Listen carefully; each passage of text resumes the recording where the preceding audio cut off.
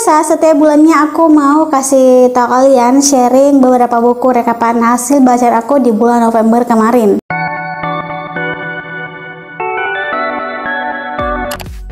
Hello book besties, welcome back to my channel. Halo semuanya, apa kabar? Aku harap kalian dalam keadaan happy and healthy. Seperti yang kalian lihat di judul di video kali ini, meskipun mungkin agak sedikit terlambat, aku bakalan kasih tahu kalian atau sharing ke kalian beberapa buku hasil rekapan aku yang sudah aku baca di bulan November kemarin. Nah, berhubung ini tuh udah pertengahan Desember dan sebentar lagi mau menuju ke 2023, aku kayak excited banget untuk kasih tau kalian rekapan buku apa aja yang sudah aku baca bulan lalu. Sebelum ke videonya, jangan lupa untuk follow aku di Instagram @fatim. Mungkin karena sana aku ngupload podcast konten yang gak aku upload di sini. Pastikan kalian tidak kemana siapkan cemilan dan air putih. So without any further ado, mari kita langsung ke videonya. Seperti biasa, setiap bulannya aku mau kasih tau kalian sharing beberapa buku rekapan hasil bacaan aku di bulan November kemarin. Buku yang pertama adalah judulnya Emma, karya Jane Austen. Buku ini juga sebulan kemarin itu aku sudah baca dan tebelnya itu kayak minta ampun, tebel banget, dan aku rada struggle untuk menyelesaikan buku ini. Menurut aku di dalam buku ini tuh gaya bahasanya tuh kayak nggak cocok dengan aku kayak kurang seret gitu dengan gaya bahasanya yang terlalu gimana ya, neko-neko dan baku dan kayak terlalu strike gitu loh, ngerti gak sih? Kaku banget. Tapi aku tetap berusaha untuk menyelesaikan buku ini karena menurutku cerita di dalam buku ini tuh cukup aku suka, aku enjoy dengan ceritanya, alurnya juga aku suka, dan konfliknya juga bikin kita greget gitu ya. Meskipun ini masuk ke buku klasik gitu, aku cukup suka dengan ceritanya, dan menurutku rating untuk buku ini itu 4,5. Buku yang kedua judulnya Ataraska. Nah, buku ini itu pengarang Erlis Kurnianti dari penerbit Cloud Book Publishing. Jadi bagi kalian yang mungkin belum tahu Cloud Book Publishing, kalian bisa langsung cek ke IG-nya, di deskripsi aku cantumin. Jadi buku ini itu berupa buku romance religi. Jadi kalau misalkan kalian suka dengan romance tapi ada sentuhan religinya, nah buku ini tuh cocok banget buat kamu baca. Dia ini ceritanya kayak ada orang tua, terus dia tuh punya anak gitu ya, tapi anaknya ini itu ada yang bandel, terus ada juga yang baik gitu, maksudnya pintar, soleh gitu ya, tapi ada juga yang bandel seperti yang aku bilang. Terus singkat cerita, salah satu dari anaknya ini merupakan pemimpin sebuah pesantren. Habis itu pemimpin pesantrennya ini ketemu dengan seorang cewek yang bernama Zanara. Kayak mereka itu konfliknya sebenarnya udah familiar, terus sudah banyak diambil oleh penulis lain, banyak di buku-buku lain gitu loh. Cuman aku sukanya dia dikemas dengan konflik dan alur yang unik gitu loh menurut aku. Untuk rating aku kasih 4. Buku selanjutnya yaitu ini dia Lelaki Harimau karya Eka Kurniawan. Ini juga sudah aku bahas, sudah live streaming dengan beberapa teman. Langsung cek di sini videonya. Buku ini tuh menceritakan tentang seorang anak laki-laki yang dia itu membunuh gitu ya. Dia berkilah bahwa tidak membunuh, melainkan ada harimau dalam tubuhnya. Dan itu bikin aku penasaran. Ini tuh aku sampai reread gitu loh. Aku sampai baca 2 kali. Menurutku ini tuh bukunya seperti yang sudah-sudah buku Eka Kurniawan emang nyastra banget, dan aku cukup suka dengan alur dan konfliknya. Rating untuk buku ini menurut aku 4,2. Buku yang selanjutnya adalah Kakakku Bongsun. Ini dia adalah salah satu buku yang bertema atau genrenya itu autobiografi, yang dimana sebenarnya dibalut dengan fiksi, tapi dia tuh lebih menceritakan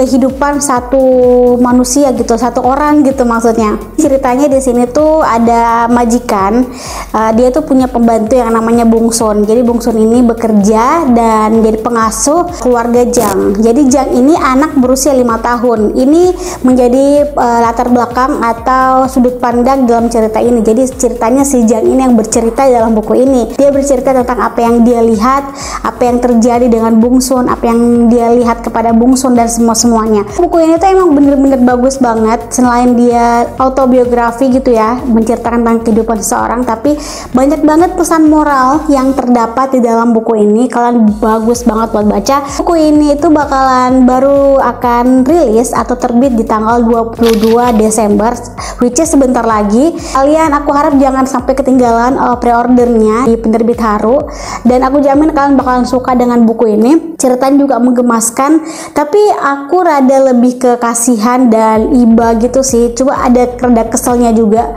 ke karakter Bungsun ini, karena ya kalian baca sendirilah ya. Rating untuk buku ini 4,8.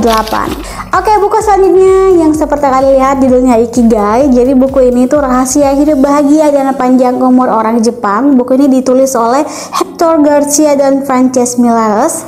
Buku ini lebih mengedepankan tips dan cara-cara pola hidup orang Jepang. Lebih kayak di Jepang itu ada sebuah daerah gitu yang bernama Okinawa, kabupaten mungkin atau daerah atau distrik. Kalau kabupaten kan di Indonesia ya, kalau di Jepang mungkin kayak distrik atau daerah atau apa.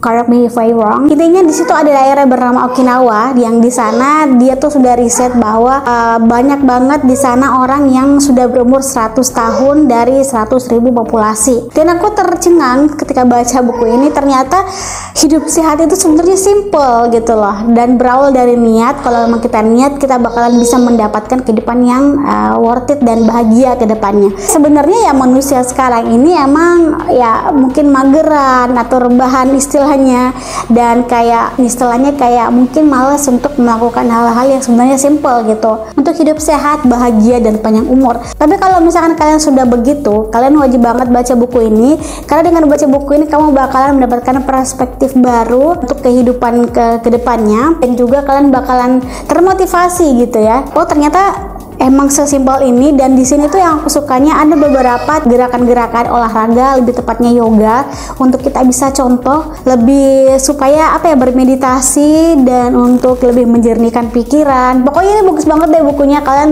bisa langsung baca, dan emang ini adalah buku bestseller. Kalian gak bakalan regret, gak bakalan menyesal untuk baca buku ini, karena di sini tuh daging semua. Kalian bakal dikasih tahu bagaimana cara hidup damai, hidup bahagia, hidup panjang umur, dan juga bagaimana mendapatkan kehidupan yang emang layak gitu ya kedepannya di masa tua gitu. Rating buku ini 5. Buku yang selanjutnya adalah Terapi Berpikir Positif karya Dr. Ibrahim Elfiki, diterbitkan oleh penerbit Serambi.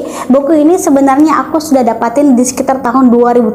Aku sudah baca buku ini di tahun 2017, tapi aku baca kembali dan aku masukkan di buku yang aku baca di bulan ini, di bulan November kemarin, sama seperti Lelaki Harimau tadi. Seperti yang sudah aku baca, vibe atau ambience setelah aku baca buku ini sama gitu. Aku suka banget dengan pemikiran-pemikiran penulisnya ketika menuangkan pemikirannya itu ke dalam buku ini, dimana ternyata pikiran kita itu adalah senjata terkuat di dalam diri kita, dalam kehidupan kita, dan juga di masa depan kita. Jadi misalnya apa yang kita pikirkan sekarang itu bisa aja berdampak ke masa depan gitu ya. Jadi intinya kalau misalkan kalian mau bahagia, pikirkanlah hal-hal yang bahagia, jangan stres, lakukan hal-hal yang emang buat kamu tuh suka dan bahagia gitu loh, jangan dibawa beban gitu loh. Selain itu juga banyak banget penjelasan yang bisa kalian dapatkan dalam buku ini, bagaimana cara berpikir positif seperti judulnya. Dan intinya buku ini tuh emang daging banget, kalian gak bakalan nyesal buat baca. Kalian bisa dapatkan buku ini di offline store atau di online store gitu.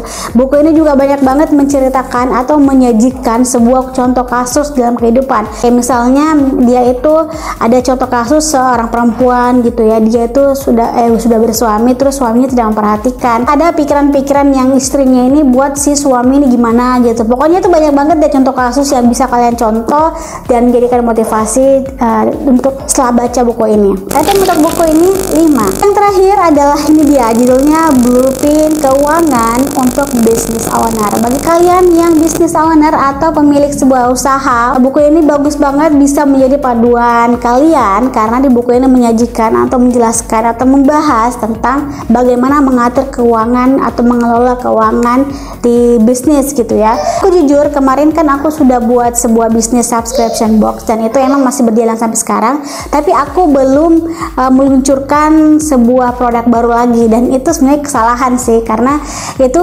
bakalan menurunkan personal branding kita gitu loh. Nah, salah satu alasan kenapa aku belum untuk mengeluarkan produk karena mungkin keuangan di situ, aku masih stuck di keuangan dan masih bingung untuk mengelola gimana keuangan untuk bisnis dan gimana keuangan untuk pribadi. Kadang aku mencampur, menjadikan satu gitu ya. Dan di sini tuh kalau misalkan kalian baca menjelaskan tentang bagaimana keuangan itu bisa dikelola, bagaimana manage keuangan biar kita bisa sukses dalam berbisnis dan tidak kagok gitu ya dalam berbisnis. Pokoknya bagus banget. Rating untuk buku ini adalah 4,7. Komen di bawah buku-buku apa aja yang sudah kalian baca di bulan November kemarin, ataupun mungkin buku-buku apa aja yang mungkin bakalan kalian baca di bulan Desember ini atau di penghujung akhir tahun ini. Jangan lupa subscribe, like, dan share ke media sosial yang kalian punya biar kalian gak ketinggalan video selanjutnya. Thanks for watching, have a nice day, see you next video, bye bye.